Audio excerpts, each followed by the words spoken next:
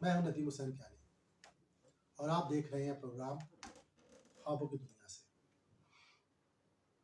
ناظرین، کبھی آپ نے اللہ سے بات کی ہے؟ کبھی کوئی رائے لی ہو، کوئی ڈسکشن، کوئی کمیونیکیشن؟ مگر اللہ تو ہم سے بات کرتے ہیں، ہمیں رائے دیتے ہیں، ہمیں آگے آنے والے حالات بتاتے ہیں، ہمیں مطلع کرتے ہیں کہ خوشخبری آنی ہے، آپ کو آگے خوشخبری ملنے والی ہے، یا آپ کے پہ کوئی مشکل آنے والی ہے۔ مشکل آنے والی ہے تو ہوشیار ہو جاؤ، مشکل سے کیسے بچنا ہے، اور خوشخبری ملنے والی ہے تو شکر ادا کرنا چاہیے۔ لیکن ہم دھیان ہی نہیں دیتے۔ کبھی آپ نے سوچا اللہ ہم سے کیسے بات کرتے ہیں؟ جی، خوابوں کے ذریعے۔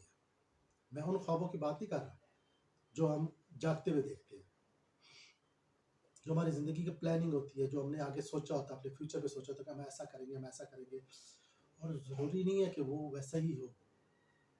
میں ان خوابوں کی بات کر رہا ہوں جو کہ اب پہلے سے کسی اور نے پلاننگ کی ہوتی ہے ہمارے لیے، جس نے ہماری زندگی بنائی ہے، جس نے ہمیں بنایا، اس نے پلاننگ کی ہوتی ہے، وہ ہمیں بتا رہا ہوتا ہے۔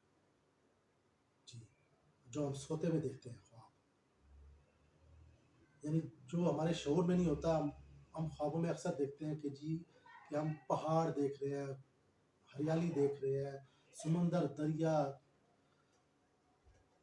دودھ، کتابیں، یہ بہت ساری چیزیں ہیں جو اشارات اور علامات کے ذریعے اللہ تعالیٰ ہمیں کچھ سمجھا رہا ہوتا ہے، ہم سے کمیونیکیشن کر رہا ہوتا ہے۔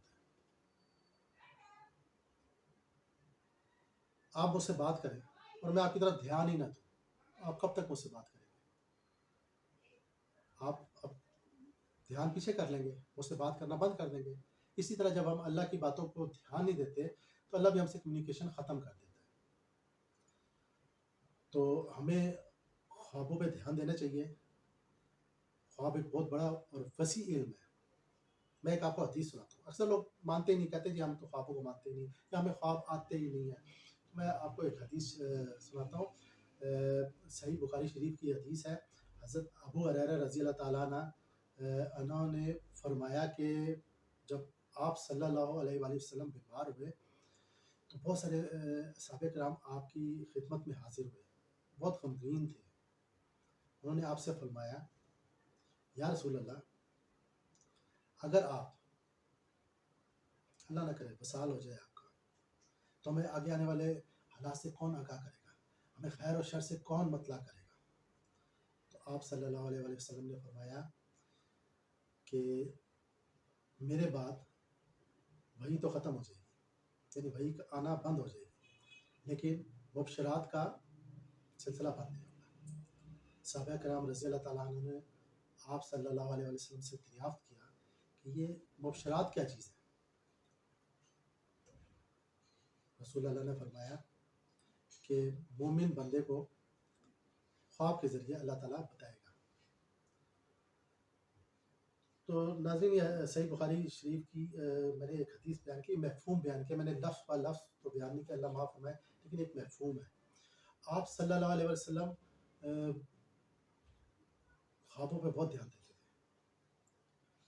آپ صلی اللہ علیہ وسلم جب صبح کی نماز ادا کر چکتے تو سارے صحابہ کرام رضی اللہ تعالیٰ کے درمیان بیٹھ جاتے تو ان سے پوچھتے، بتاؤ آج تم لوگوں نے کیا کیا خواب دیکھا؟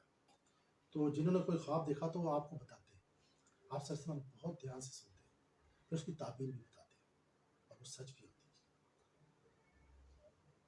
خوابوں کا ایک بڑا وسیع مضمون ہے یہ، ہمیں تھوڑا بہت اس کی سمجھ ہونی چاہیے کہ خواب کی حقیقت کیا ہے، خواب میں وقت کی کیا اہمیت ہے، شیطان کا کیا رول ہے، کتنے قسم کے خواب ہوتے ہیں، سچے خواب کون سے ہیں، جھوٹے خواب کون سے ہیں، ہمیں کیسے پتہ ہوگا کہ یہ اللہ کی طرف سے خواب ہے یا یہ شیطان کی طرف سے ہمیں گمراہ کر رہا ہے یا ہمیں غمگین کر رہا ہے۔